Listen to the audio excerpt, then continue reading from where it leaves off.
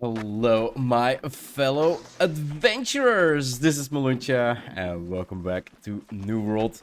We are, of course, working on our progress, and I kind of wanted to do, well, at least one of these tower caps or these fort caps and see what amount of experience we would actually get. So it's 1000 XP and 330 Azot salt. That is actually not too bad. Character, PvP. And yeah, we are at our second track, but I have one more track to complete before I actually go over the track. So it's actually not too bad, and from what I see, there is actually a pretty big amount of PvP.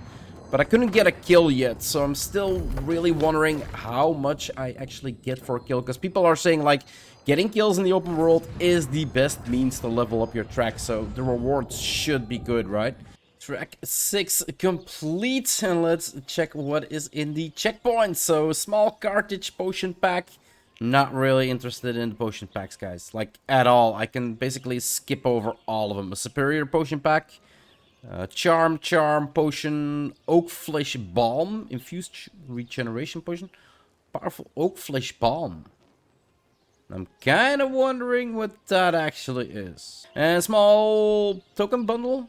Let's pick that up. I want to see what the bomb is. I got enough points. I got 30,000 points right now. We got a vial of Azoth. So 1000 Azoth salt for 500. Yeah, definitely can't skip out on this one. That's like 500 free Azoth salt. Pretty good. We get the Brash Conscript, Void Gauntlets, Intelligence, Blessed, and Lifesteal. Again, a healing perk. With a self-healing perk, so it could work, but then with intelligence, holy crap, intelligence, so intelligence is kind of damage build, and blessed is kind of healing build. So again, the perks just don't match. And then we got large pile of faction tokens. 5,400 is actually not bad for 2,500 tokens. But we are going for the free Azoth, because that is the easiest one and the best one on this track. And then a small heap of gold coins. So they did say that they were gonna increase the amount of gold you were gonna add. Heap, 1,140 gold for 3,000. I don't know, it doesn't really... maybe if it was like 1,500, I would have picked it. But we have something else in here. Alright, knock it off, break it up, an emote, guys. So yeah, definitely gonna be the emote. I don't even have to look at the sword anymore, but definitely gonna do so. We got Enchanted and Keen.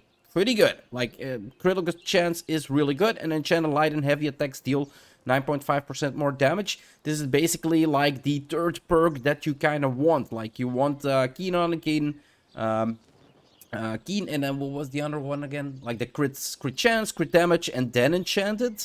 That would be a really, really good damage sword. But yeah, break it up, guys. An emote, definitely want to go for that. And it's also one of the reasons why you want to forgo those packs, right? Because, yeah, you kind of want to save up 12,000 Azoth salt for emotes. I think it's only going to get more expensive the higher we go. So, definitely want to save up a lot. PvP track 6 completed. Silver track milestone at 20 tracks. Let's continue. Let's look what this break it up emote looks like. Calm down, settle it. Yeah. It's okay, it's alright, just calm down. Yeah, it's a fun emote. Well, this was an absolute defeat, and I try to get the lowest score possible to still get... Yeah, there are some changes in the PvP, so in the Outpost Rush. So apparently, even if you lose Outpost Rush, you still get PvP XP, which is really, really good.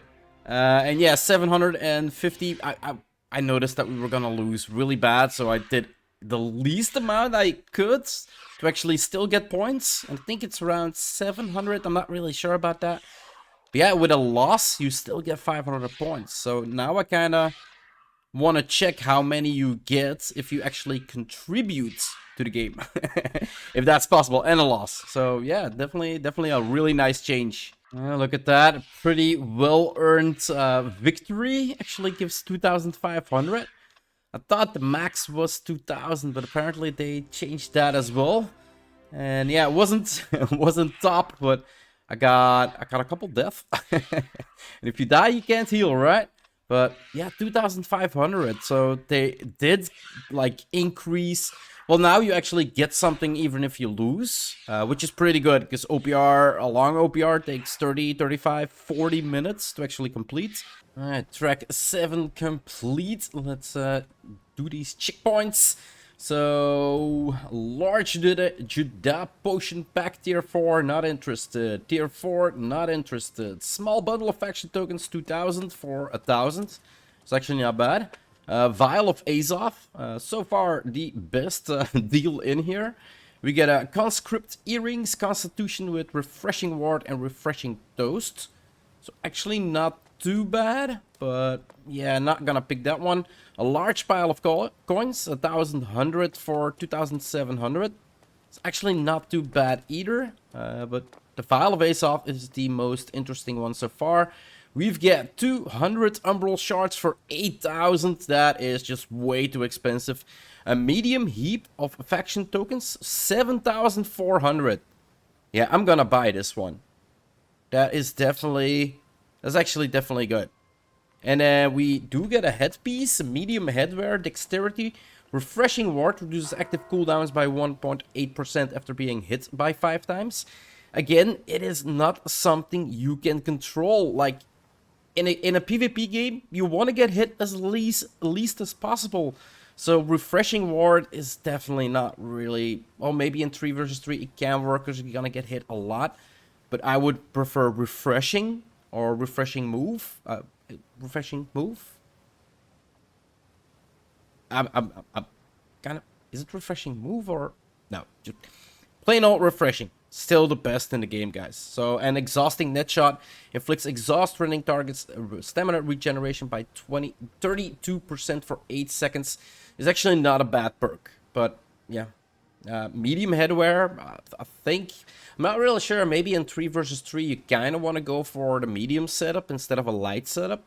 But for like OPR, and in wars, I do believe they would go for the increased damage from light gear. So I do have quite a bit of Azot Salt, so I'm gonna go for the tokens, because that is actually a pretty good pack. And then yeah, more Azot Salt, so yeah, why not, right? And then we are gonna forgo the first track, so let's complete. And we get a checkpoint bonus of 300, of course. There we go. Track 7 complete. Let's see what we get for track 8. A small Judah potion pack tier 4. Not interested. A medium bundle of coins, 735 for 1,450. Okay. We get heavy gloves, burning shattered heavy gauntlets of the sage with focus, refreshing power shot, and empowering breaker. So we get a dexterity skill and a dexterity intellect skill with a strength skill. Refreshing power shot. No, it's strength. Power shot is from the come on. Yeah, it's focus with 2 abilities that are not for focus. So again, trash. We get the conscript spear of the ranger, dexterity with backstab, PvP only. Backstab penetrates 10% of the player's armor and play crits. So not too... Penetrating backstab is for the spear, right? Is that for the spear or the sword? Because I can't really remember right now. Plaguing crits is definitely a good perk to have on your weapon. So it's actually not too bad. We got a tier 5 package. Tonic of Issachar, Tonic of Carthago, Infused Health Potion, Oak Flesh Bomb, and Infused Regeneration Potion. I do have the Oak Flesh Bomb, because I didn't really know what it was. I have it in my inventory, so we'll check out that in a second.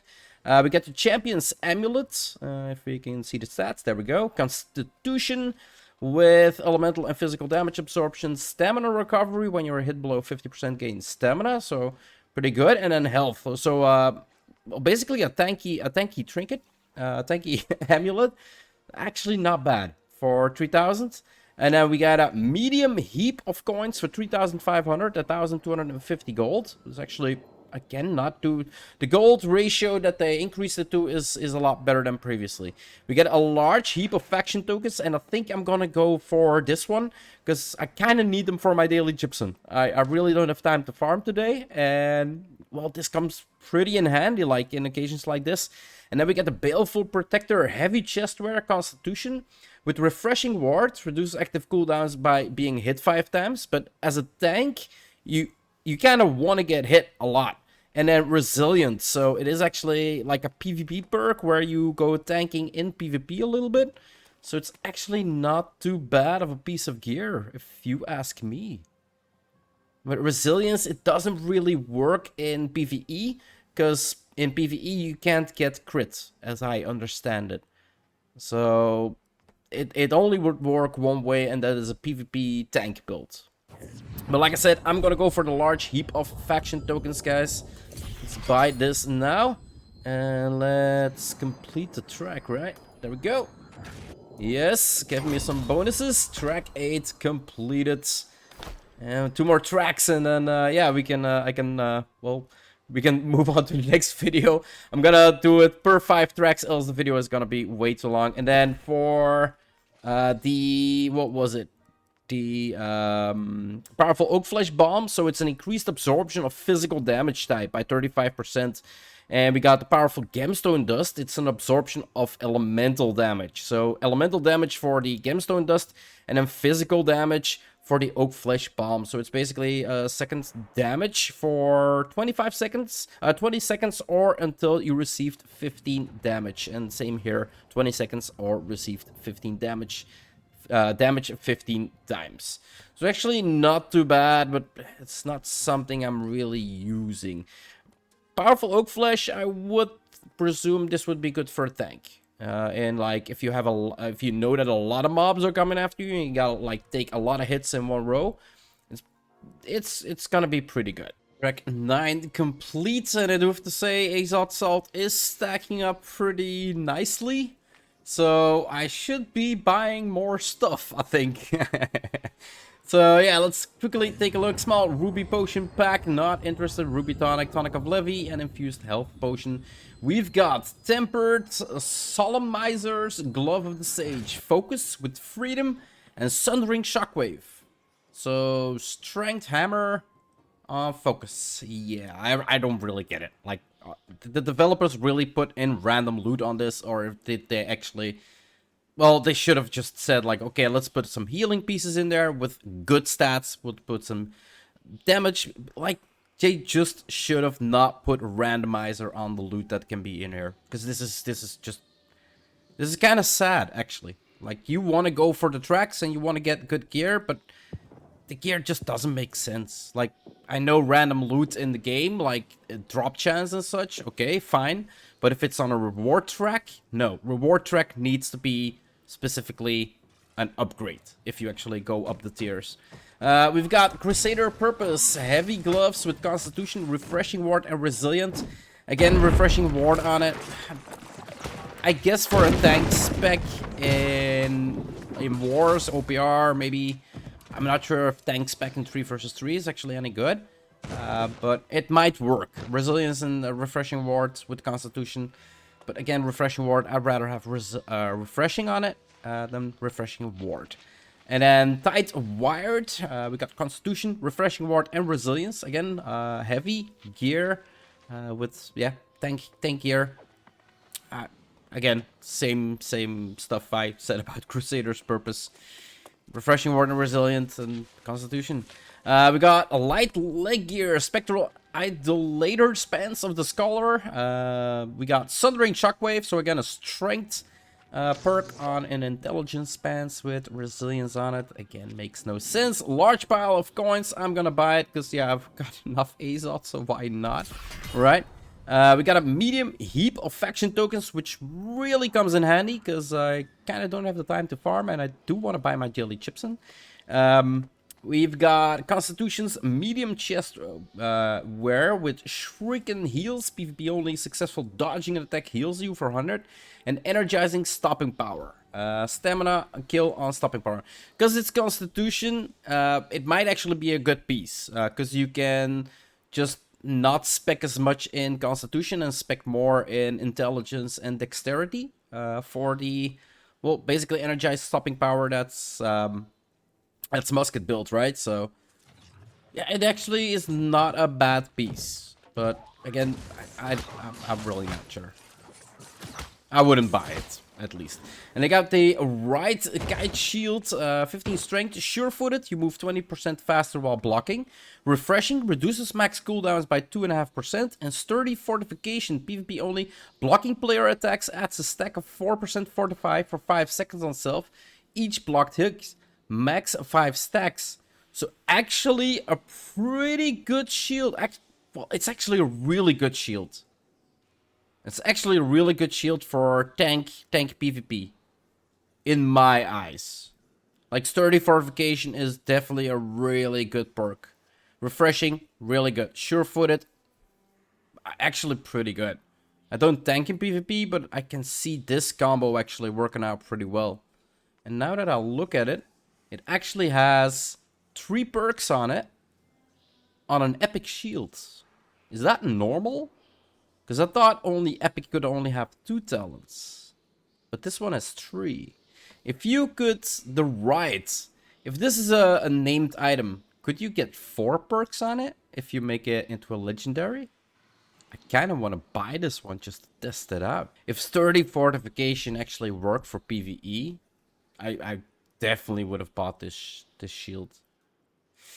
I'm kind of doubting, guys. Like, it really is a good shield. Like, holy crap, it really is. I'm still going for the faction tokens. I need my faction tokens. Alright, let's complete the track. And then we have 1 more to go. Yeah, 9 complete. And we want to go to 10 before we release this video. And then I'm basically, like, I'm going to talk about the gear that's in there anyway. And my thoughts on it.